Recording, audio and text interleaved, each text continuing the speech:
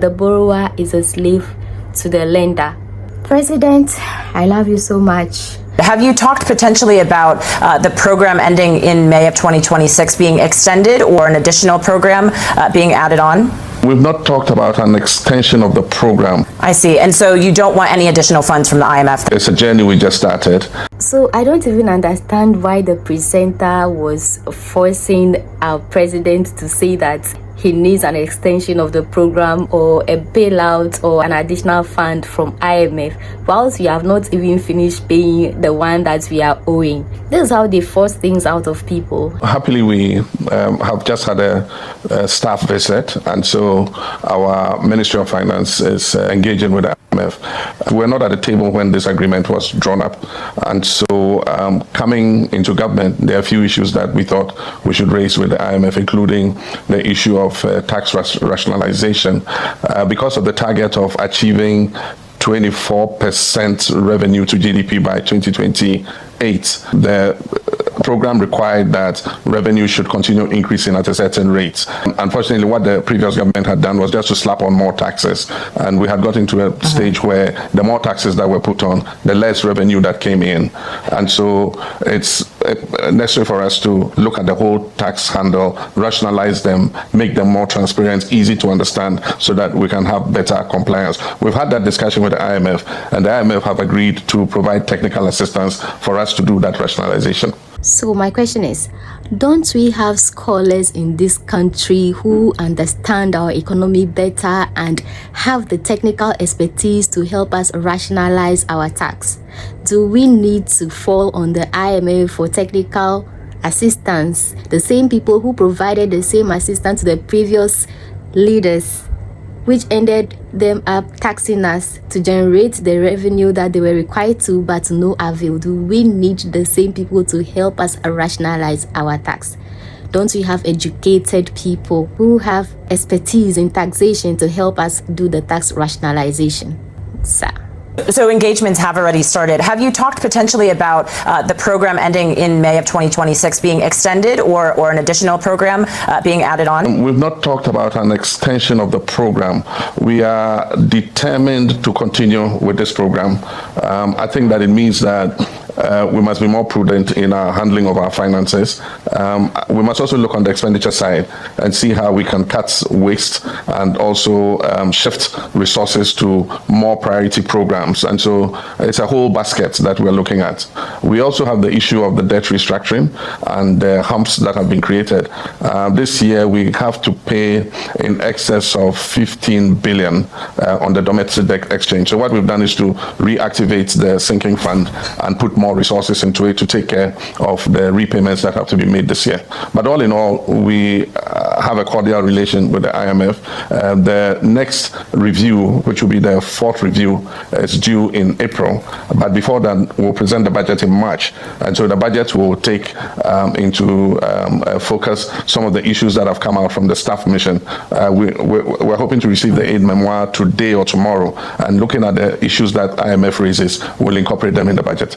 So the only thing I support in this interview is the fact that they are adding more funds to the sinking fund so that they are able to pay their debts. I see. And so you don't want any additional funds from the IMF. That is off the table. Well, it's not off the table. I guess that it's a journey we just started. We've had a good discussion, and if it's necessary to look at additional funds or to extend the program, we'll look at it. But for now, we're determined to continue on this trajectory. On this particular case of IMF, if you ask me, I'll say IMF is a no-go area, is a no-no for me. Like, that is my opinion, and I'm entitled to my own opinions, because at least for the life of me that I've lived in Ghana, we have been borrowing from the IMF, but nothing good has come out of it. It got to a time we were declared HAPEC. The IMF should be absolutely set aside when it comes to developing our nation or any other African nation, because in the books of the IMF, their purposes seem all positive, but when it comes to reality, it's all negative, especially towards third world countries. One of the purposes of the IMF is to promote economic growth and employment, but they do the opposite. Can you imagine that the IMF will grant you loans and then give you conditions under which you should use the loan to operate in your own economy?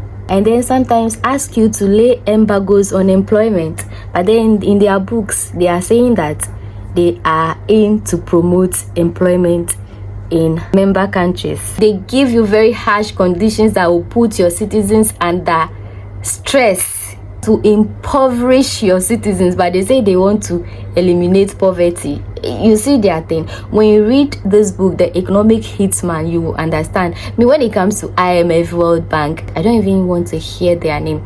And the other leaders, for example, like Champon, what did he do? He repudiated some of the IMF loans, the ones that he considered okay. He tried to pay them off so that we do not owe, because he understands that the borrower is a slave to the lender. In my language, there's a saying that if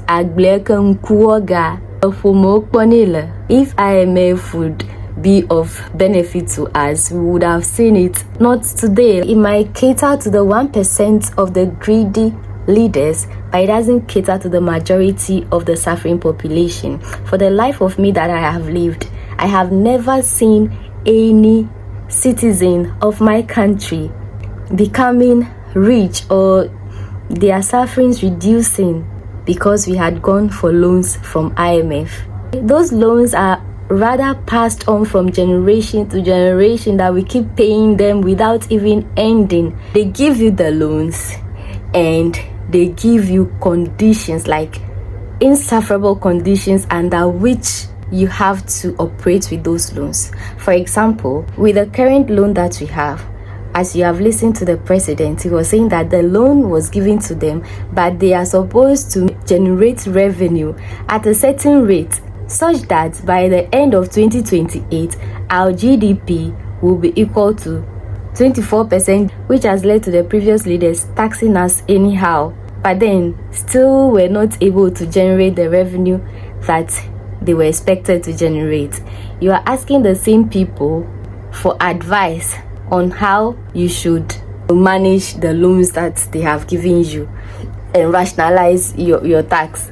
The same people who ask your people, the previous government, to tax us, you are still going to ask them how to rationalize the tax. What do you expect them to tell you? They don't even care if the revenue is generated from tax. They just want your citizens to go through hell. Like, they don't care.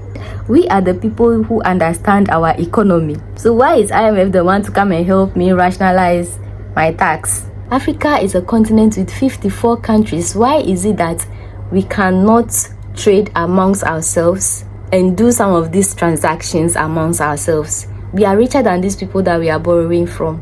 Everything they ever lend to us are from us. Can you imagine that all these francophone countries, their bank reserves, they save their reserves in France, but then when they need part of that money, their own money, it is given to them as loans. So the only thing I support in this interview is the fact that they are adding more funds to the sinking fund so that they are able to pay their debts. I mean, that is the way they should rather be going right now than saying that they are having meetings with IMF to do tax rationalization, and IMF has given them things to include in their budget. If IMF tells you are doing well, know that you are the worst. And if they tell you are not doing well, know that you are doing something good. If there is a way, IMF, World Bank, let's eliminate them from our books. And the only bank that I would even prefer for us to fall on, which is the African Development Bank, this one too is at risk right now because the EU, the US, and France are holding shares in this bank. How can you grant your enemy access to your votes? Like, it is ridiculous. Anyway, Mr. President, ignore the question of the presenter asking you to extend the program. Don't go for any IMF bailout because we don't need them. We are rather working towards paying the ones we are owing because we do not want to continue being slaves. That is the new way of enslaving us. The old ways, they have put them aside, but they have adopted new ways to enslave us using the IMF, the World Bank, and other institutions like the USAID. Yes, I thank God that Trump is getting rid of the USAID. I'm so happy. One of the reasons I love Trump, that at least for the next 4 years, no foreign president will come to my country forcing my own president to legalize man and man marriage and woman to woman marriage. At least for the next 4 years, I am happy for that. And at least for the next 4 years, no GMO will be imported to my country. I'm happy for that. We are capable of doing all of these things on our own. President, I love you so much. I know you are just doing it for the good of the country. I know you are not that greedy, although all politicians are greedy to some extent. If it is possible, say bye-bye to IMF. Remember, they say the borrower is always a slave to the lender. Let me not talk too much, but I just know that I do not want to hear about IMF. That's all. Thank you all for watching. I hope you like it. Leave your comments. Let me know what you think. Love you all. Bye.